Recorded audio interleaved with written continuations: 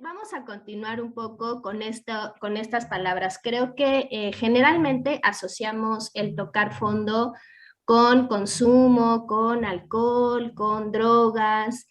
Eh, Sin embargo, ahorita nos vamos a ir dando cuenta cómo el tocar fondo tiene que ver con muchas otras cosas y que a veces el consumo es una de ellas nada más, ¿no? O sea, el tocar fondo implica como todo eso, lo que ya acabamos de escuchar, como todo eso que nos lleva a un lugar de desesperación, un lugar oscuro, un lugar tal vez en donde ya no hay como, o no encontramos como salida, en donde todo es totalmente negro, ¿no?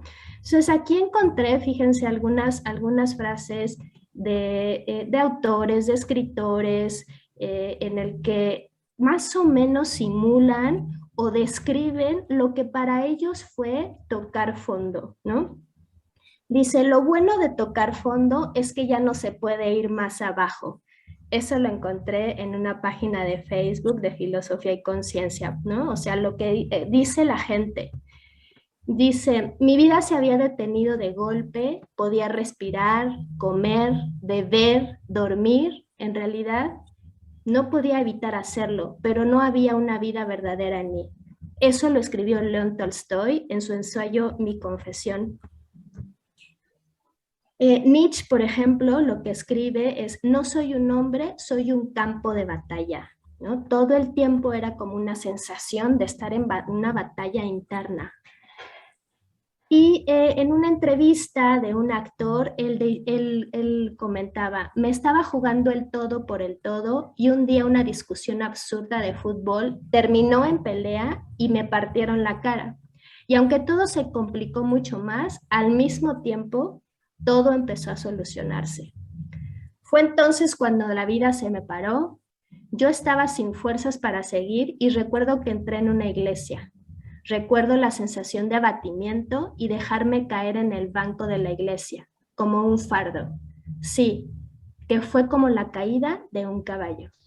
O sea, aquí volvemos a repetir un poco o escuchar un poco como estas sensaciones de caída, de que vamos por la vida como sin rumbo, sin un sentido tal vez, pero a veces ni siquiera nos damos cuenta, ¿no?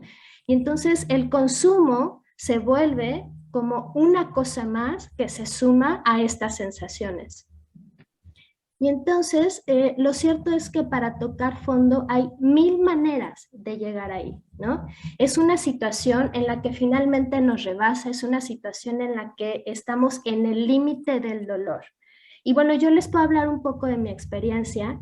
Y sí, evidentemente, en el momento en el que yo sin saberlo, por supuesto, estaba en una situación en el límite del dolor, pero yo no sabía que estaba ahí, ¿no? O sea, yo simplemente seguía y estaba trabajando y tenía relaciones y iba para todos lados y estudiaba y trabajaba, ¿no? Y entonces para mí era como una sensación de, aunque me sentía rebasada, aunque estaba como tal vez abatida, cansada, pero era como imposible detenerme, ¿no? Entonces yo no sabía ni siquiera que yo ya estaba en el fondo finalmente. Poco a poco obviamente me fui dando cuenta, pero esto es a lo que yo quiero llegar. Como a veces ni siquiera nos damos cuenta que estamos en el fondo y eso es lo más complicado, ¿no? Porque una cosa es estar en el fondo y otra cosa es tocar el fondo, que eso es lo que quiero que entendamos. Tocar el fondo, eso es lo que nos impulsa, ¿no? Pero ¿cómo podemos tocar el fondo? Eso es lo que vamos a ir como identificando. Entonces, ¿es necesario tocar el fondo? Por supuesto. Tocar fondo es necesario, aunque parezca como una sensación como cruel o una palabra así como muy grande, o que de repente, así como la imagen, ¿no? Parece que es un agujero dentro de un abismo enorme. Y entonces, pero parece que el tocar fondo es lo que nos hace darnos cuenta que en realidad hemos estado como en una etapa de una estabilidad anodina, así como una estabilidad mágica, parecería una estabilidad que parecería como que todo estaba bien, como una etapa como de estupor, ¿no? De estupor ahí como medio dormidos, y estamos hasta cierto punto como en una sensación de confort, aunque suframos, aunque estemos enojados, aunque digamos que todos los días, ¿por qué me tocó esta vida? Pero es como una sensación de inconsciencia, o sea, no estamos como flotando, ¿no? Y entonces, en ese sentido es cuando todavía estamos ahí a la mitad de ese espacio, de ese vacío, en donde parecería que así debe de ser, ¿no? Así es normal y normalizamos incluso nuestra propia situación. Como dice Marisela, había por acá consumo y luego otro consumo por acá, y entonces parecía que era como normal, ¿no? O sea, sentirse mal, sentirse enojada, sentirse como abatida, entonces parecía como un poco normal. Y entonces lo que sucede es que vamos tapando con otras ocupaciones ese fondo y entonces empezamos a trabajar, a hacer cosas, a tener un novio y luego otro novio y luego un hijo y luego otro hijo y luego nos cambiamos de lugar y luego nos enojamos más y luego tenemos mil dolencias, ¿no? Dolores de cabeza, pero entonces vamos tapando y tapando y tapando ese fondo. Obviamente, hasta que ese lugar, pues por supuesto que explota. Llega un punto en que nos abate, como ya escuchamos en los compartimentos, de alguna manera es ya, cuando decimos ya no puedo, ¿no? Entonces, tocando se encuentra una nueva forma de vida. Ese es el punto, que el hecho de tocar, o sea, tóquense. Cuando nosotros nos tocamos nuestro cuerpo es cuando nos damos cuenta que estamos ahí, ¿no? Entonces, tocar el fondo significa en el momento en que yo puedo finalmente hacer un cambio en mi vida, ¿no? ¿Por qué? Porque es cuando ya nosotros podemos pedir ayuda, encontramos una nueva forma de vida, ¿no? Y entonces en realidad no somos como muy diferentes al alcohólico que busca ayuda en los estragos del alcohol o que busca ayuda en la droga o que busca ayuda en un churro o en una fumada. No, o sea, no, la realidad es que no somos como tan diferentes, ¿no? O sea, nosotros en realidad tenemos como esos mismos síntomas. Tal vez lo que hace el alcohol lo sentimos nosotros, estamos como abrumados, mareados, intoxicados, pero ¿por qué? Porque nuestra droga está interna, es una droga adentro de nosotros, ¿no? Y entonces esa droga, ¿qué es lo que nos hace? Nos empieza como a generar un falso yo, un alguien que yo no soy. Nos empieza a generar como ideales, muchos ideales a los que yo creo que tengo que llegar, como esos ideales del yo como muy fantasiosos. Y también obviamente nos empieza a generar como esos pensamientos compulsivos. ¿Cuáles son esos pensamientos compulsivos? Como tengo que hacerlo, ¿qué va a pasar si me quedo sin dinero? ¿Qué va a pasar si yo me quedo sin trabajo? Entonces tengo que trabajar para mantener a mi familia y el futuro nos abruma y entonces de alguna forma tengo que cumplir y eso va generando como pensamientos compulsivos. Y piensen ustedes un poco, ¿no? O sea, ¿qué pensamientos son los que nos acompañan el día a día? O sea, desde que nos levantamos empezamos como relojitos, ¿no? Y a las 9 tengo que hacer esto, y a las 10 tengo que hacer esto, y a las 11 no sé qué, y a la 1, y a las 2, y a las 5. Y entonces ya tenemos en nuestra cabeza como todo nuestro día a día, y luego toda nuestra semana, y luego todo nuestro mes. Y eso es lo que nos va acompañando. Eso es un pensamiento compulsivo, ¿no? Entonces, platiquen un poco, piensen un poco, reflexionemos un poco entre todos. ¿Cómo son tus pensamientos durante todo el día? ¿No? ¿Qué es lo que pensamos? ¿Son agresivos? O sea, de repente te dices, chin, ya no cumplí, o de repente somos como muy perseverantes en una sola idea. Algo me pasó ayer y me quedo pensando, es que ¿por qué no lo hice? Le hubiera dicho esto y entonces tal vez si lo hubiera cambiado, tal vez si se hubiera enterado y entonces estamos con esta idea perseverante, perseverante todo el tiempo, obsesivos de manera constante, ¿no? O sea, o nos quedamos en una sola idea del futuro y entonces solamente trabajamos, trabajamos, trabajamos todo el tiempo, ¿no? O más bien son pensamientos un poco depresivos en el no hay para qué, si de todas maneras, de todas maneras esto se va a echar a perder o no voy a terminar o seguramente algo va a pasar en el mundo y entonces como para qué hago estas cosas, para qué me esfuerzo, no vale la pena, no tiene sentido, ¿no? O más bien empezamos a manejar como desde el resentimiento, ¿no? Y entonces traemos todo nuestro pasado encima y pasa algo, me cruzo con algo en el día o alguien me hace una mala cara y entonces yo ya me quedo así como mal, enojada durante todo el día porque esa persona me contestó mal y entonces me recuerda a lo mejor a alguien de mi pasado que me contestó y me trató muy mal, ¿no? Y entonces me siento como criticada, enjuiciada y yo soy la que se convierte en ese juez, ¿no? Entonces, platíquenme un poco, ¿cómo son sus pensamientos durante el día? A ver, ¿qué pensaron hoy, en el momento en el que se levantaron? Cuéntenme un poco, ¿qué pensaron? ¿Qué piensan? A ver, ubíquense en su aquí y en su ahora y platíquenme un poco qué pensaron el día de hoy desde que se levantaron o ayer, por ejemplo. Cuéntenme un poco. Ricolino, adelante. Sí, yo me desperté a las 5 de la mañana porque dijo, tengo que hacer esto, tengo que hacer el otro. Y si es cierto, voy como con ese, como un ratoncito que va corriendo, corriendo, corriendo. Yo a veces me he dado cuenta que las cosas son más fáciles de lo que parecen. O sea, lo que pasa es que yo cargo mucho con esa idea de competitividad. Y no es competitividad, es como de fracaso. Híjole, tengo que lograr el objetivo, tengo que hacerlo, tengo. Y a veces son cosas tan sencillas o tan intrascendentes que a veces digo, híjole, de ahí es muy importante así hacer esa llamada, no te pueden esperar. No, es que mandé la tele a componer, me tienen que contestar, tengo que tener la respuesta. Y yo me digo, ay, pero si me dijeron que podía hablar hasta el lunes. No, yo, o sea, hoy a las 5 de la mañana me levanté pensando en esto de, tengo que tener una respuesta de cuánto me va a salir la compostura del televisor. Está bien, Ricolino. ¿Y el televisor lo usas? No, pero es que tiene que estar compuesta. Bueno, está bien, va a estar compuesta. ¿Y quién la va a ver? No sé, pero alguien, según yo, ahorita tú que decías de esa voz de juez, según alguien, y pongo entre comillas, ese alguien va a venir a tocar a mi puerta y va a decir, oiga, ¿y esa tele por qué no funciona? Y yo así, ¡ay! Mi peor secreto ha sido revelado. ¿Cómo es posible? Van a decir que yo no soy una persona responsable y menos con los televisores. Eso me atormenta. O sea, ideas tontitas. Entonces, me persiguen y entonces, ¿cuál es pues ya me desperté a las 5 y estaba así angustiado y ya duérmete.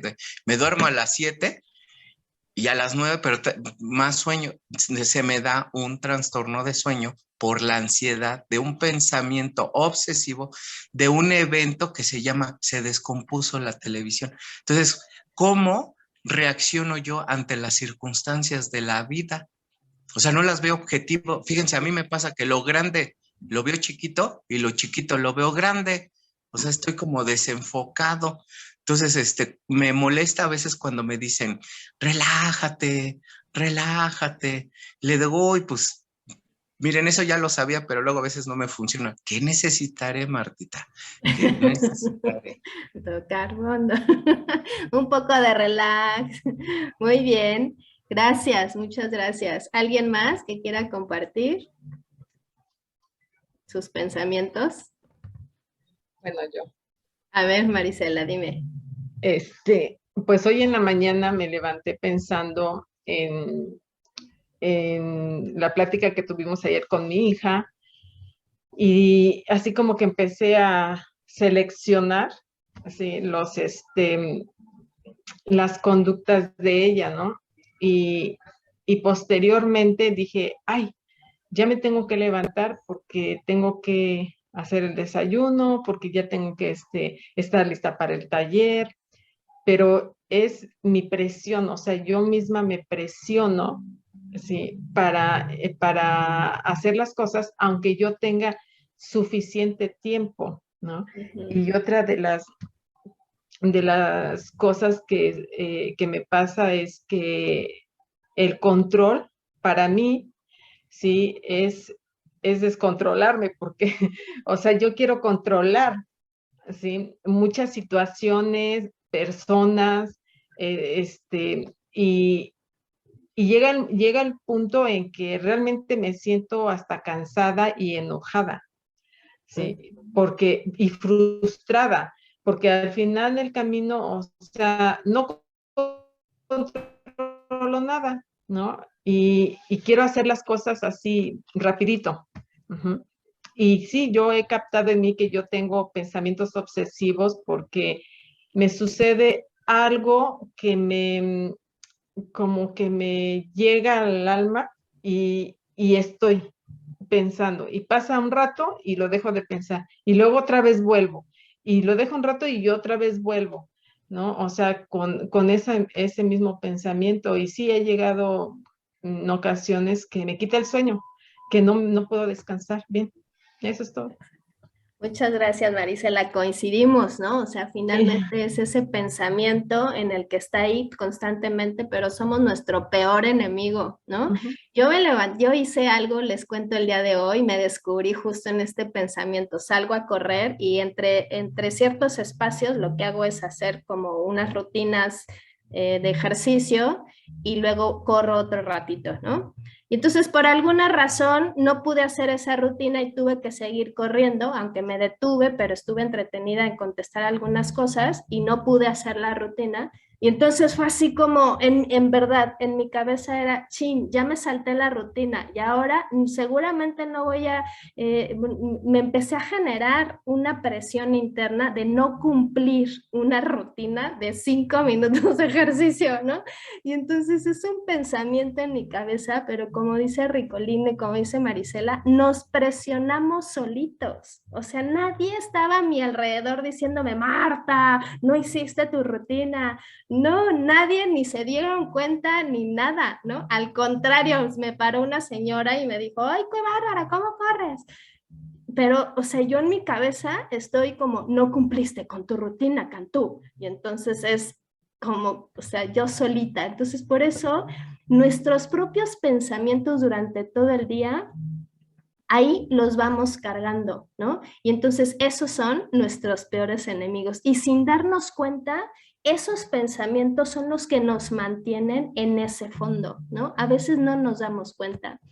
Y entonces, obviamente, estos pensamientos los vamos como escondiendo bajo otras conductas. Este fondo lo vamos escondiendo en realidad como bajo otras conductas, ¿no? Y entonces, sin darnos cuenta, hemos escogido a lo largo de mucho tiempo conductas que en realidad nos han dañado, ¿no? Escondidas bajo la justificación social de que son menos escandalosas que el consumo de drogas, a lo mejor de nuestro propio familiar, ¿no? ¿Por qué? Porque él es el que hace ruido, él es el que llega tarde, él es el que roba cosas, él es el que todo el tiempo se pelea y entonces consume, él es el que ha acabado con la dinámica familiar y con la paz familiar, ¿no? Pero yo a lo mejor, yo no me doy cuenta que también tengo escondidas estas conductas que también me mantienen en ese fondo. Y entonces las hemos escondido bajo conductas como que, como trabajar demasiado, como estar muy pendiente de mis hijos y entonces yo dejo de lado mi vida, resolverle las cosas a todo mundo, ¿no? A toda la familia. Yo soy ahí como en la ambulancia constante y me habla la abuela y me habla la tía, y me habla la hermana y me habla todo mundo y estoy ahí, ¿no? Claro, yo soy muy resolutiva, por supuesto, ¿no? Ser la ambulancia de quien se deje, de la vecina, de que si la amiguita ya perdió dinero, no te preocupes, yo te presto. O sea, ahí estamos siendo en la ambulancia de todo mundo. Autoexigencia, ¿no? En conductas como muy autoexigentes. Y entonces, claro, todo abajo, lo que según nosotros lo justificamos es para ser hombres y mujeres de bien, ¿no? Pero entonces es un perfeccionismo constante, pero más bien desde el control. Y mostrarme como un carácter fuerte, ¿no? A mí nadie me mueve, a mí nadie me dice nada, yo aquí mis chicharrones truenan, ¿no? Y son mis huevos al gusto. Y entonces es como un carácter fuerte, pero es más bien una dificultad para lidiar con la diferencia, para lidiar con alguien que piensa diferente a mí. O sea, entonces más bien muestro mi carácter fuerte y aparte así nos pueden describir, no, tiene un carácter, cuando ella dice que no, es no. ¿no? Cuando Marta dice algo, entonces hay que hacerlo. Entonces eso empezamos a esconderlo en realidad. Esas son como nuestras conductas que nos mantienen en el fondo, pero nos van haciendo poco a poco cada vez más daño, ¿no? Son conductas adictivas invisibles, porque en realidad de alguna manera nos siguen manteniendo ahí, por alguna razón no nos sentimos tan bien y entonces no se ven, ¿no? Porque no, nadie ve que estamos agarrando una botella, nadie ve que estamos agarrando tal vez una droga, pero agarramos otras cosas, ¿no? Y entonces, obviamente, lo que va a florecer y lo que va generando en nosotros es que el abandono de uno mismo empieza a darse cuenta, empieza a florecer, empieza a darnos luz, porque nos damos cuenta que entonces ya nos abandonamos, pero nosotros mismos. De repente tenemos 40 dolencias, de repente tenemos tal vez hasta deudas, ¿no? De repente nos damos cuenta que yo quería tener un proyecto de vida diferente, pero estoy pensando en cómo resolverle la vida a otras personas y yo me siento frustrada con mi vida y con mi proyecto, con mis sueños porque no los cumplí, ¿no? Y entonces ese abandono empieza a tocar en nosotros, ¿no? Y entonces eventualmente llega ese colapso. Hay un punto en nuestra vida, piensen en su vida, piensen en todas sus experiencias, en todo su trayecto de vida, hay algo que los colapsó. Todo mundo llegamos a un punto de colapso, ¿no? Y entonces el punto es que no sabíamos que estábamos en el fondo, pero no lo habíamos tocado, ¿no? Entonces, hay algunas conductas que ponen luz en ese fondo para que entonces podamos tocarlo. Y estas conductas son 6 o 7 más o menos, que de alguna manera nos ayudan a poder identificar que sí realmente ya estamos en el fondo, pero no lo estamos tocando. Uno es la negación y el alejamiento, ¿no? Negamos los problemas de la realidad y con estas conductas hagan un poco de memoria y se van a dar cuenta que hay algunas que las traemos desde la infancia, ¿no? Que son como conductas que desde hace mucho tiempo ahí traemos, ¿no? Y entonces, por ejemplo, negar la realidad. Aquí no pasa nada, todo está bien, mis padres no pelean, ¿no? Mi papá no es alcohólico, nada más se emborracha un poco en las fiestas, pero en realidad, pues luego se pone muy buena onda conmigo, pero no pasa nada, ¿no? Y entonces, ese como hábito de negar finalmente va creciendo junto con nosotros y tendemos a negar la realidad. Todo está bien y entonces se evita el contacto con los demás. ¿Por qué? Pues para no ser cuestionado y obviamente no pedir ayuda. Generalmente nos empezamos a alejar de las personas que obviamente empiezan a darse cuenta que algo nos pasa, ¿no? Que algo no está bien. Y entonces mejor prefiero alejarme. ¿Por qué? Porque eso me va a confrontar y yo no voy a poder seguir negando, ¿no? Otra conducta es la permisividad al maltrato y al abandono. Entonces, mis relaciones se empiezan a basar en las dificultades para poner límites. Como yo no reconozco mis propias necesidades, pues obviamente lo que hago es no reconocer mis propios límites y pues puedo tender a generar relaciones en donde lo que yo quiero evitar es el abandono, pero termino de todas maneras sola o termino de todas maneras como sin las personas que yo quiero junto a mí, ¿no? ¿Pero por qué? Porque yo tampoco sé poner límites y entonces eso me lleva a que termine sola o que termine triste o que termine con una sensación de que no fui valorada y eso finalmente también lo que me lleva es a estar como en ese fondo. Pero ¿qué es lo que sucede? Que durante ese proceso de estar en el fondo, pues yo creo que en realidad los malos son los otros, ¿no? ¿Por qué? Porque yo hago las cosas por ellos. Yo he permitido tantas cosas y entonces yo soy como la buena. Entonces, ¿por qué se van? Y eso hace que yo no me dé cuenta, evidentemente, de lo que yo he permitido, de mi dificultad para poner límites. Y eso evita que yo toque el fondo, ¿no? fantasía hacia el futuro y la realidad. Nos vamos, obviamente ahora a otro extremo, podemos utilizar otra forma, ¿no? Entonces nos vamos al extremo en donde sobrevaloramos nuestras propias capacidades y entonces construimos un futuro como brillante, lleno de éxito, pero todo está en nuestra cabeza, ¿no? Todo lo creemos aquí. Yo soy súper wow, soy la súper mujer que puede hacer un chorro de cosas, que va a la escuela, trabaja y aparte se encarga de casa y hace las cosas, pero son conductas que hemos traído desde la infancia. Entonces yo me acuerdo que así era, ¿no? O sea, yo desde pequeña era la guapa, o sea, la que estudiaba, la que iba a la gimnasia, la que iba a la escuela, la que aparte era buena hija porque se portaba bien, no hacía ruido, ¿no? Tenía su cuarto más o menos, o sea, era como la niña perfecta, ¿no? Y entonces eso obviamente va creando en mi cabeza que yo tengo que cumplir con todo, porque yo puedo hacer muchas cosas, pero la realidad a mí me va frenando y me va diciendo que no es cierto, que no es que sea perfecta, es que soy controladora, no es que sea que la haga todo bien, lo que pasa es que no permito yo descontrolarme, no permito una imperfección, ¿no? Que soy obsesiva, ¿no? Y entonces, evidentemente, yo voy creando en mi cabeza como planes que son muy difíciles de llegar a ellos porque están sobrevalorados, están idealizados ese futuro, ¿no? Y entonces no me conecto con los demás, no me conecto con la realidad, no me conecto realmente con los otros, porque yo estoy como en mi fantasía, yo estoy como en mi ideal, ¿no? Entonces yo dejo de conectarme, es ahí donde una vez más no contacto, no toco al otro, no me toco a mí tampoco, ¿no?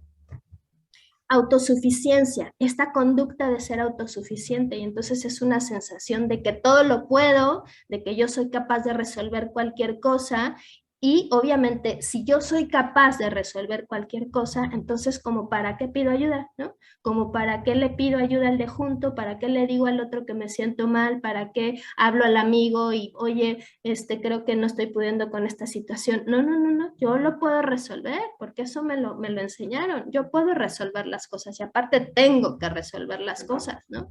Entonces, estamos en el limbo emocional todo el tiempo. Obviamente, esto de repente nos genera como ciertos ataques de pánico, un poco de ansiedad y un poco de depresión. A veces nos bajoneamos, pero lo tapamos una vez más o lo apagamos una vez más con, a lo mejor nos inventamos un trabajo extra. Ah, si no trabajaba el sábado, pues ahora trabajo sábado y domingo. Ah, pues si no trabajaba de 8 a 11, pues ahora trabajo de 8 a 11, ¿no? O si no, a lo mejor nos metemos en una relación y entonces eso es como un reto relación, ¿no? Hay que conocer a alguien más y entonces nos metemos en una relación cuando no estamos listos emocionalmente como para involucrarnos, ¿no? Entonces vamos tapando estas sensaciones de pánico, esta sensación de depresión. ¿Por qué? Porque me doy cuenta que no estoy pudiendo con todo. Pero otra vez, una vez más, apagamos eso y no tocamos ese fondo, ¿no? La hipersensibilidad es otra conducta y entonces cada cosa que sucede le damos el mismo peso y el mismo valor emocional. Todo es importante y entonces todo es estratosférico, ¿no? Todo es enorme. Como decía Ricolino es como la televisión se vuelve un evento así como catastrófico para la mañana, ¿no? O Marisela, que también dice es un poco como el desayuno, y entonces hay que hacer el desayuno, y hay que hacer esto, y hay que hacer el otro. O yo la corrida, ¿no? O sea, todo se vuelve como un mismo valor, y entonces es un valor emocional estratosférico, y todo es importante, y por lo tanto todo afecta. Entonces hacemos unos dramones, pero a lo mejor ni siquiera los expresamos, ¿no? A lo mejor no hacemos un drama así como que alguien lo vea, pero es un drama interno, nos genera como mucha ansiedad, nos persigue, nos presionamos, nos empezamos a sentir estresados, nos duele la cabeza. Entonces, eso es un poco como parte de la hipersensibilidad, porque no le podemos dar el justo valor a cada evento que pasa en nuestra vida, a cada situación por la que hemos atravesado, ¿no? Y entonces todo parece sumamente importante para resolver ahorita, para que lo podamos, que tengamos que sentirlo, ¿no? La otra, estallidos de cólera y comportamientos erráticos. Y entonces, o una de dos, o nos convertimos en opresores o rescatadores, porque ya una vez que oprimimos al otro, ya una vez que le dijimos, ya una vez que explotamos, ya una vez que podemos proliferarle cualquier cantidad de cosas, bueno, ahora pues hay que rescatarlo, ¿no? Hay que decirle, bueno, pero es que mira, pues es que después de 3 o 4 horas, o a lo mejor hasta 1 o 2 días, pues agachamos un poco la cabeza y entonces lo rescatamos un poco de esa misma situación, o sea, lo rescatamos de nuestros propios estallidos de cólera, ¿no? Entonces no nos podemos contener o a veces nos pasamos peleándonos con todo mundo. ¿Cómo? Pues que si vamos al restaurante y entonces se le ocurre al mesero no traer exactamente como yo quería el platillo, entonces en vez de decir, oiga, ¿me lo puede cambiar? Ah, no, es, oye, ¿qué no se te ocurre? ¿Por qué no estás poniendo atención? O sea, ¿cómo? A mí, la perfecta, la controladora, que me digan esto o que me traigan algo que no está en perfecto orden. Si no todos los días estoy en estallidos de cólera, pero de repente hay situaciones que quién sabe cómo estallamos, ¿no? Y entonces no podemos gestionar obviamente una situación que se sale una vez más de mi control. Y entonces yo sigo en ese fondo, pero ni siquiera me doy cuenta. Y entonces manipulamos, somos deshonestos y la desconfianza marca de alguna manera esta pauta de nuestra conducta. No confiamos, obviamente, en que los otros lo van a hacer bien. La única persona que lo puede hacer bien, pues soy yo. Y es ahí donde otra vez, una vez más, pues obviamente nos llenamos de cosas, nos llenamos de actividades, porque quien tiene que hacer las cosas soy yo, porque yo soy la que los hace perfectos, ¿no? Y entonces quien hace perfectas las cosas, pues es la que se llena y la que decide, y también tiene sus ganancias. ¿Por qué? Porque entonces la luz está en mí, no está en mi fondo, no está en lo que yo estoy sintiendo, sino en aparentemente en lo que yo sí hago bien, ¿no? Porque yo soy la que decide. Entonces, pero obviamente como yo soy la que decide, pues obviamente me permito tener esos estallidos de cólera. ¿Por qué? Porque las cosas no salen como deben de salir, ¿no? Y entonces empiezo con estas conductas también como muy manipuladoras, de mucha desconfianza hacia mi alrededor. Y claro, esto va afectando poco a poco pues también mis vínculos. Todos estos comportamientos, pues si más o menos, o sea, podemos identificarnos en unos o en otros, pero finalmente lo que van provocando es que mis vínculos con los otros pues se van deteriorando poco a poco, ¿no? De repente ya no me gusta ir a casa de mis tíos. ¿Por qué? Pues porque ya pues me preguntan cosas y yo no quiero que me pregunten y me enoja, o de repente ya no aguanto a la prima y entonces pues prefiero ya no ir con ella porque es no sé cuánto y no me puedo poner a platicar con ella porque nada más habla de puras tonterías, o si no, no habla de cosas como tan interesantes y tan profesionales, ¿no? Si no se la pasa hablando del mercado y entonces no, yo no voy a hablar de esas cosas. Y entonces eso va generando en mí como que mis relaciones se vuelvan cada vez más caóticas y obviamente yo me vuelva, o sea, esto se va haciendo como mi propio fondo, ¿no? Y entonces estos comportamientos van empeorando progresivamente y o se cambia a otros también, esa es otra opción, ¿no? O la otra opción es que estos comportamientos van modificándose y entonces de repente sí podemos caer en situaciones de consumo, ¿no? Y entonces estas situaciones de consumo ya no es la punta del iceberg, pero también hay conductas obviamente como muy adictivas, pero muy escondidas. De repente podemos tener atracones de comida, ¿no? Y no sabemos ni por qué. O de repente se me ocurrió echarme, en vez de una cerveza, pues yo termino fulminada, ¿no? Y no sé ni por qué. O de repente empiezo a comer, no sé, en vez de un pedacito de pan, yo me termino toda la bolsa de la panadería a las 3 de la mañana, ¿no? Entonces, en ese sentido, empezamos a tener como estas conductas como muy erráticas y muy compulsivas, ¿no? Y todos los fondos lo que tienen una cosa en común, pues es que nos abandonamos a nosotros mismos. O sea, es ahí el factor común es que terminamos nosotros no siendo nosotros. Terminamos abandonados, terminamos sin saber quiénes somos, de repente perdemos un poco el sentido y nada más vamos en ese trajín y en esa vorágine conductual, ¿no? En esa vorágine conductual de hacer y hacer y hacer cosas y en esos patrones que nos cuesta mucho trabajo como modificar y obviamente empezar a cambiar algunas cosas, ¿no? Y entonces, ¿qué es tocar fondo? O sea, tocar fondo es cuando tocamos realmente qué es lo que nos está pasando. Una vez que hemos llegado al fondo, o sea, tocar cuando, imagínense que están en la alberca y entonces ustedes se echan a la alberca y quédense, imagínense que se quedan a la mitad ahí flotando, a la mitad de la alberca, no en la superficie, sino a la mitad. Ahí se quedan. Es imposible, ¿no? Durante un ratito tal vez, pero solitos podemos ir bajando. En el momento en que tocamos fondo de la piscina, en ese momento podemos lanzarnos hacia arriba, ¿no? Entonces, pero necesitamos tocar el piso, necesitamos tener esa sensación de dónde me tengo que impulsar para ir hacia arriba. Entonces, por eso el tocar fondo, la palabra tocar se vuelve fundamental, ¿no?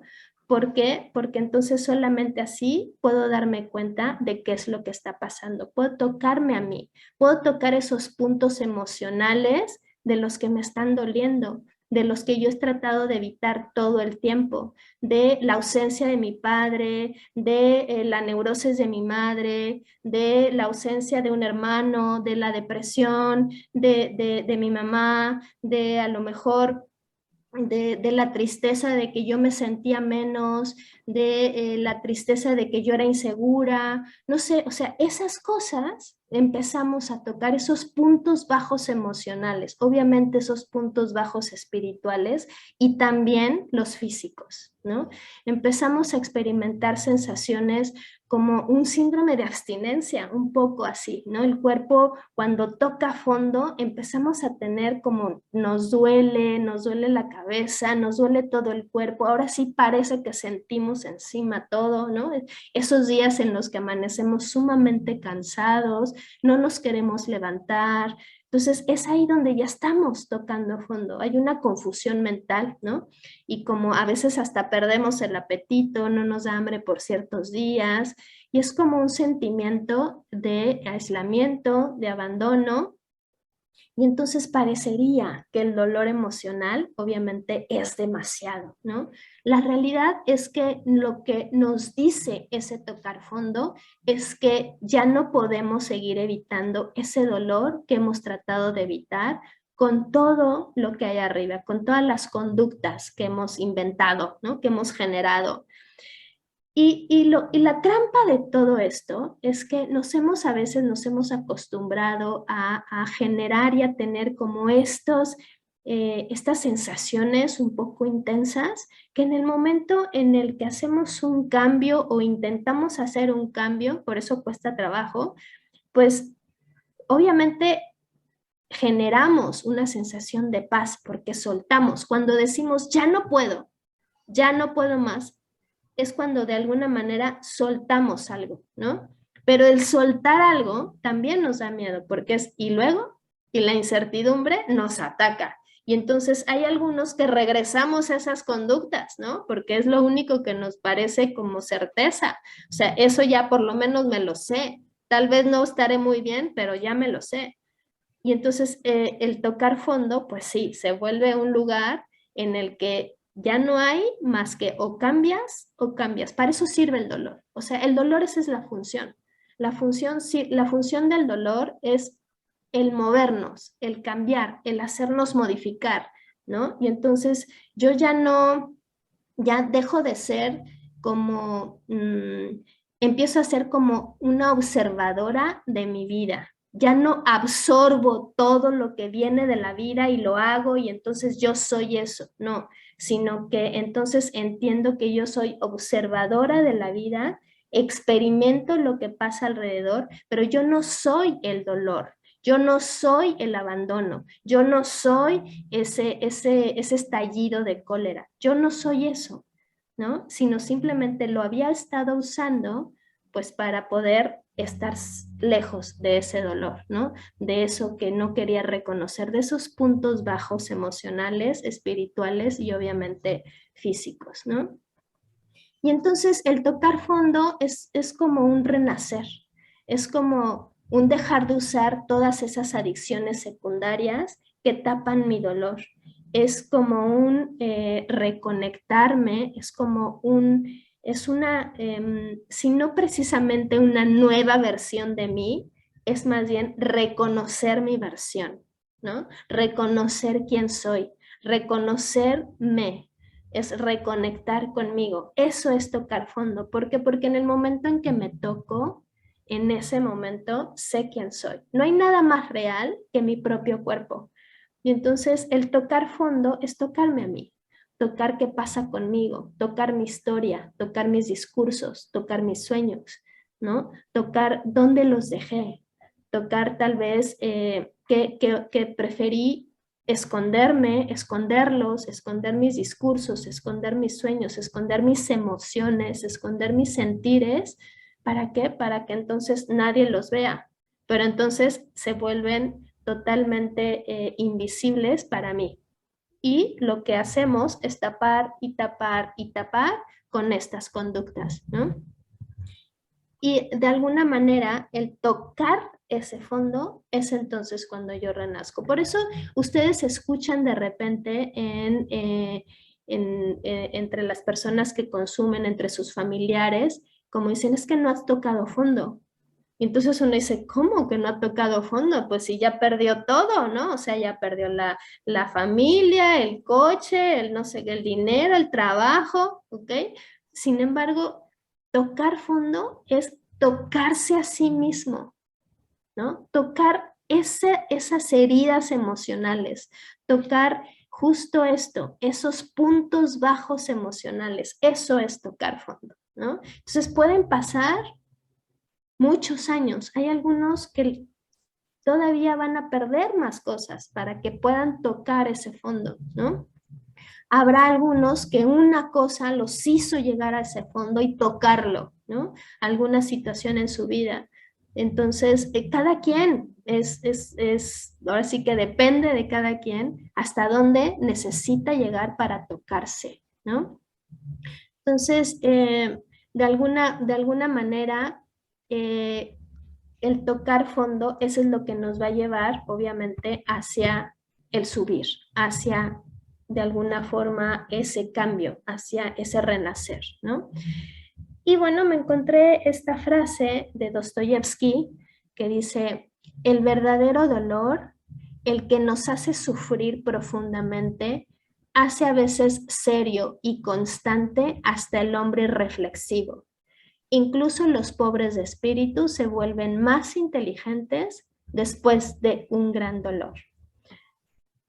Y bueno, esta es una reflexión que nos lleva justo a darnos cuenta cómo si no aprendemos y si no transitamos ese dolor, que lo hemos estado evitando durante mucho tiempo, pues la realidad es que no podemos tocar fondo, ¿no? Y entonces, una vez que podemos transitar, tocar, nos damos cuenta de la magia de estar aquí, de la magia de vivir en el hoy, de la magia del solo por hoy, ¿no? De entonces disfrutar cada mañana y poder detener como esos pensamientos que me mantienen en el fondo nada más, como navegando, como sumergida sin saber que estoy sumergida, sino al contrario, poder respirar y poder decir que es solo por hoy, ¿no? Que es lo que el proceso es justo disfrutar el día a día. Lo que interesa y lo que importa y el valor es lo que hay hoy. Entonces, pues bueno, esta reflexión a mí me da mucho en ese sentido, en cómo es importante, para qué sirve el dolor, pues para cambiar, ¿no? Para cambiar, para modificar y para hacer algo de nuestra vida. Y hasta aquí. Muchas gracias.